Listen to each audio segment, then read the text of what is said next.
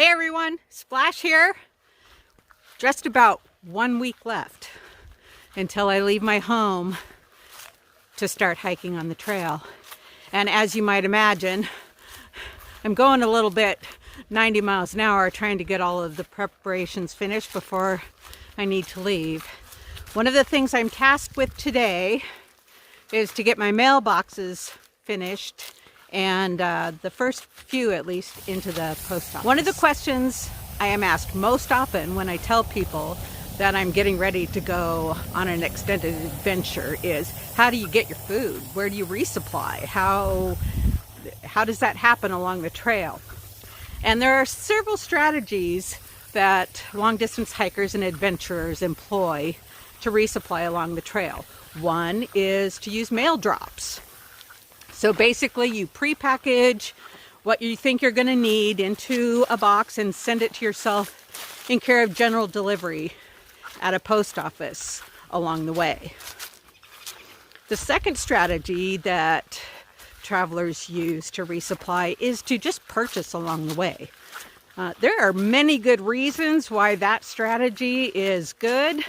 Number one, almost always, without fail, if you package all of your resupply boxes and mail them ahead to yourself before you hit the trail, you're going to be really tired of the foods that you packed and not want to eat them anymore. And the other reason is to support the local economies. I mean, a lot of these little towns and little businesses along the trail are quite small and struggle without our cash contributions. And the third way that people resupply is to employ a combination of both strategies. And that's probably what I will do. I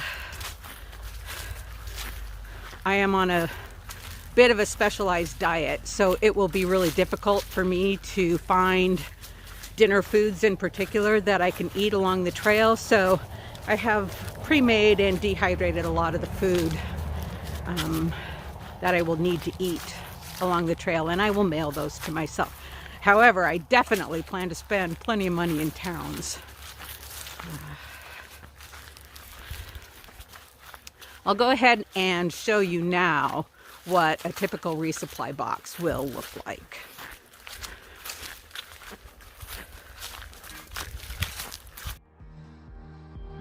Just to give you an idea, this is an overview of what will go in my resupply box that I'm sending to Lordsburg. This is basically 4 days worth of food and refreshing supplies, first aid, toilet paper, maps, and Ziploc bags that I might need during that section.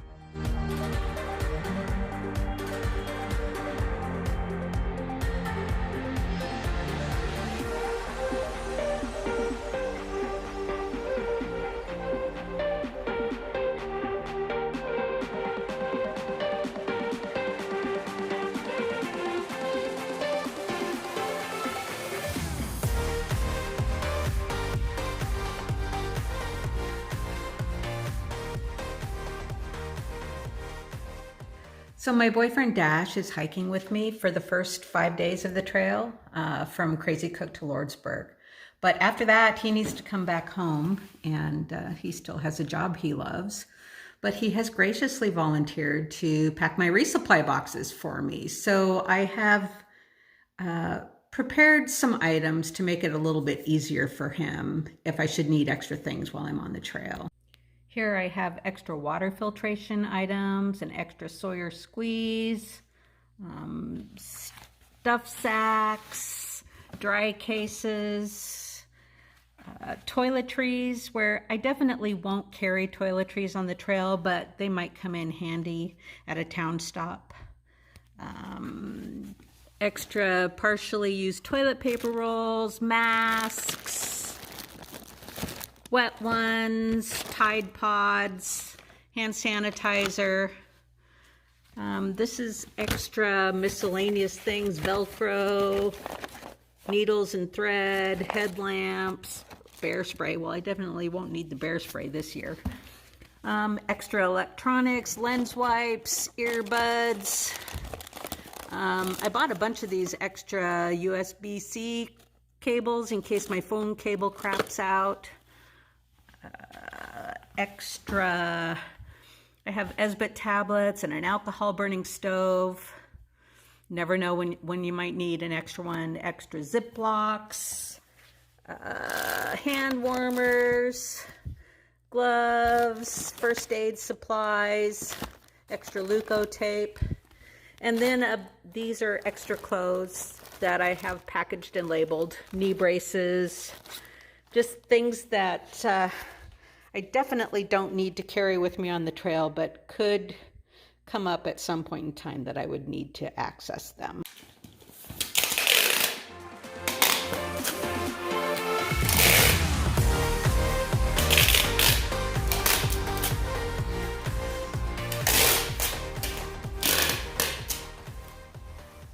So I hit some YouTube milestones this week. The first one, I got over 100 subscribers. Thank you so much, you guys, because I was able to get my custom URL, which is basically just Splash Hikes, before I leave for the trail. And the second is I got my first thumbs down on a video. I have to say, you know, at least I'm being noticed. But I want to talk a little bit about that. It seems every year in social media, there are people hiding behind the anonymity of their keyboards, their computer screens, who think it's okay to cast shade on somebody else's sunshine. And I've been following a couple of gals on the Pacific Crest Trail this year on their YouTube channels, and you know, truthfully, they're underdogs and they're struggling, and people are leaving not nice comments for them. And I have to tell you that if somehow you think casting your shade on somebody else's sunshine makes you powerful, it doesn't. It just makes you an asshole. Happy trails! Let's give me that thumbs up. Hit that like button. Subscribe if you haven't already. Hit the bell if you want to have notifications when I post a new video. And I'll see you in the next one. Happy trails, y'all.